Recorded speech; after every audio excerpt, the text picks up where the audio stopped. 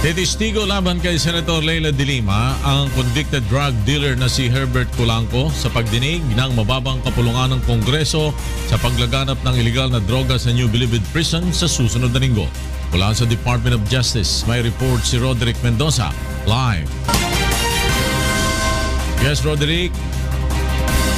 Flor, hindi bababa sa 10 high-profile inmate ang nakahandang tumistigo labang kay Senador Leila de Lima sa isasagawang pagdinig ng mababang kapulungan ng Kongreso sa susunod na linggo tungkol sa paglaganap ng illegal na droga sa New Bilibid Prison. Ayon kay Justice Secretary Vitaliano Aguirre, pumayag ang mga high-profile inmate na tumistigo nang walang anumang kapalit. Isa sa mga ito ang convicted drug dealer na si Herbert Polanco na dati nang binanggit ni Pangulong Rodrigo Duterte na isa sa mga convicted drug lord na nakakapag-operate pa rin kahit nakabilanggo na sa maximum security compound ng Bilibid. Sumikat din si Polanco dahil nakakagawa pa ito ng music video sa loob ng bilangguan. Noong 2014, isa si Polanco sa 19 na high-profile inmate na inilipat sa NBI detention cell matapos madiskubre ang magarbong pamumuhay ng mga ito sa loob ng Bilibid. Ayon pa kay Secretary Aguirre, bukod sa mga high-profile inmate, isang dating NBI director at ilang NBI agents din ang titistigo tungkol sa umano'y naging papel ni de Lima sa paglaganap ng droga sa Bilibid nung ito pa ang kalihim ng Department of Justice. Flor? Roderick Mendoza, nagulat mula sa Department of Justice. Mariing pinabulaanan ni Jocelyn Duterte, kapatid ni Pangulong Rodrigo Duterte, ang ibinunyag ni Edgar Matubato sa pagdinig ng Senate Committee on Justice and Human Rights ni Senator Leila de Lima. Ito ang balita ni Janice Inhente. Plano ng maghain ng reklamo ng nakakatandang kapatid ni Pangulong Rodrigo Duterte matapos madawit ang pangalan ng kanilang kapatid na si Jocelyn sa umano'y extrajudicial killing sa bansa. You know that you can file libel suit. And you know libel, pwede kang humingi ng prison time, pwede ka rin humingi ng punitive. Kung nakabayaran sila ng 1 billion, hindi ako ng 500 million. Because what is money to destroy a name of a person? Kahapon sa Senate hearing, sinabi ni Edgar Matubato, nagpakilalang dating miyembro ng Davao Death Squad o DDS, isa umano sa kanilang pinatay ay ang dance instructor na kasintahan ni Jocelyn Duterte sa pag-aakalang pinepirahan lamang daw ang kapatid. Mariin naman itong itinanggi ni Jocelyn. Nakakasirang kulit po yan sa kapwa kong babae dahil hindi walang katotohanan ang lahat lang sinasabi ng witness na ito. Sinungaling siya. Hindi ko siya kilala, hindi niya ako kilala. Sinisi naman ng magkapatid ang mga pangyayari sa Senado kay Senator Leila de Lima. I am blaming de Lima for this because hindi pwedeng mag-aakyat ka ng isang witness na hindi mo alam kung ang sinasabi ng witness mo ay may katotohanan. Ang tinitirada niya ngayon, pamilya, nagkamali siya. Dapat tiradahin niya yung politiko dahil hindi ako politiko. Wala sa mga kapatid ko ang politiko. Ako makakalaban niya. Magbibigay ng 10,000 pisong reward sa Eleanor sa sino mang makakapagbigay sa kanya ng impormasyon sa kung sino ang nagdala kay Matubato sa Senado. Hindi ko gani alam kung saan ako nakawin yung 10,000 pesos. So I'm sure I can borrow it.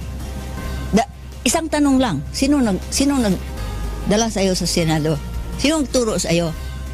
Janice Inhente, UNTV News and Rescue, Davao City.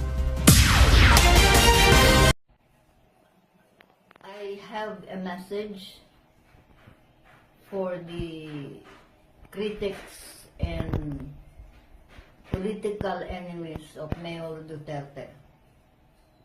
Just as by way of introduction, I am the matriarch of the Duterte family. My name is Eleanor Roa Duterte. I have a message for specifically the political opponents who are conspiring to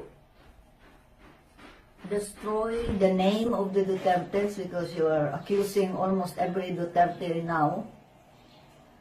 And this is my message to you. If you can understand this law in any way, shape, or form, form, I will let you know what the law is. The law is simply the law of cause and effect. That this law is explained by whatever you shall sow in the Christian Bible, ye shall also reap. Mr. Terlianes, since you are very vocal about saying this and this and this and that against Mayor Duterte, let me tell you something. Instantly, you will reap what you sow. It's not by my power, but it's by the power of the Holy Spirit. It is already done. So if I were you, you can ask for mercy from the Lord, not from me, but from the Lord, because you have broken the law. And what you don't understand is universal law is absolute. It does not excuse you because you're a powerful senator. It doesn't excuse you because you're a powerful, wealthy man or a billionaire or whatever. You broke the law, you pay. And in the name of our Lord Jesus, there is still hope that you can ask for forgiveness, not to the mayor, not to anybody, not to any human being, but for the sake of your soul. You are somewhere in any part of the Philippines, I'm somewhere in some part of the Philippines. But I can read your vibration. It is too toxic and too negative. For your sake, repent and ask forgiveness from the Lord. You already sold your soul to the devil.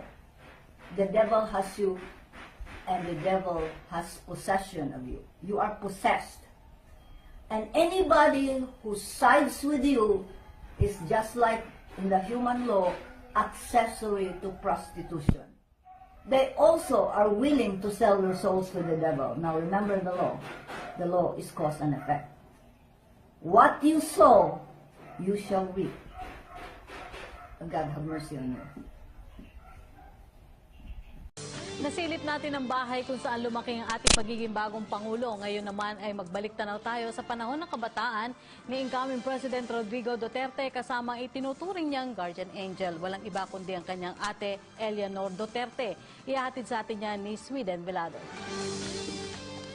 Sa ancestral house ng mga Duterte, eksklusibong nakapanayam ng PTV team ang pinakamatandang kapatid ni incoming President Rodrigo Duterte, si Eleanor Duterte. Dahil 3 taon lang ang pagitan ng kanilang edad, aminado si Eleanor na pinaka-close siya kay Digong.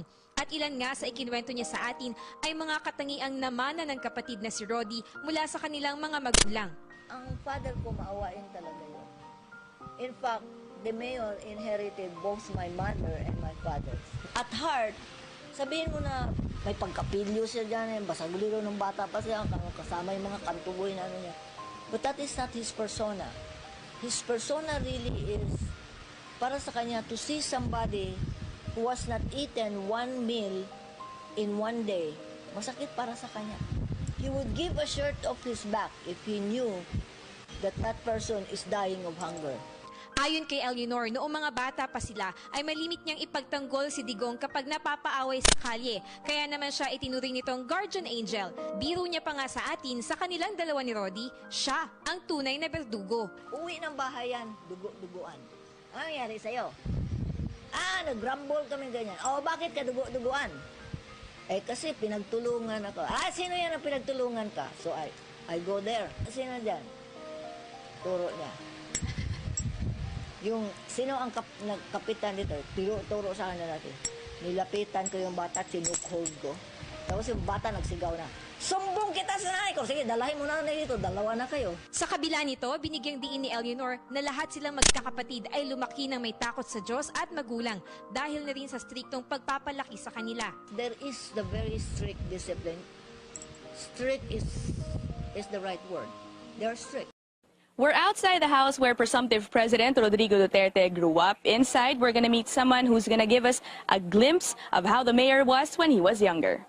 Ako po si Ina. Hello, how are you? We meet Eleanor, one of the women in the life of incoming President Rodrigo Duterte.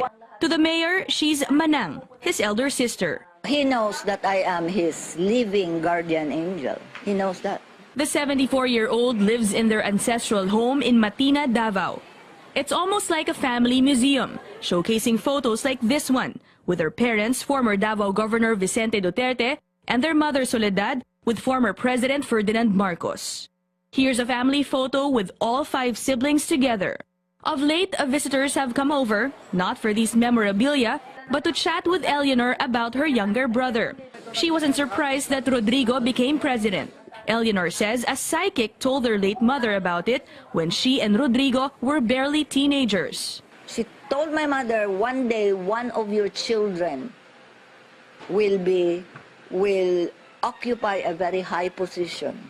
And my mother, my mother shrugged it like anybody else. Their mother died in February 2012, the last time Eleanor says she saw Rodrigo. But she doesn't mind. She says that's just how they are. Let's just say I can read his mind. He cannot read mine, but I can read his mind. Wala man akong kailangan sa kanya. They may not have any concerns to deal with nowadays, but it was the opposite when they were younger, when Rodrigo would often get into fistfights and give their mother a headache. Mag-uwi yan dito, minsan dugo-duguan. Anong nangyari sa'yo? Ako magpantay niyan. Nag-rumble kami doon. And guess who comes to the rescue? It would appear Rodrigo got his toughness from his manang. Ika, turo mo sa akin. Sabi ko sa mga bata, bakit niyo pinagtulungan? Tapos yung pinakamatangka doon sa mga bata, halika rito. Tapos, lumapit siya sa akin. Tinukhold ko, ganon. Rodrigo may no longer need her protection, but Eleanor says she'll just be around. She admits, though, it's not her guidance that Rodrigo would like to get, but their mother's. That's why she understands why her brother broke down recently at their parents' tomb. I understood it because, like I said, the only authority my brother ever took into consideration was my mother. They may no longer talk as much, but Eleanor says they'll always have that connection. As she says, Rodrigo knows his living guardian angel is just around.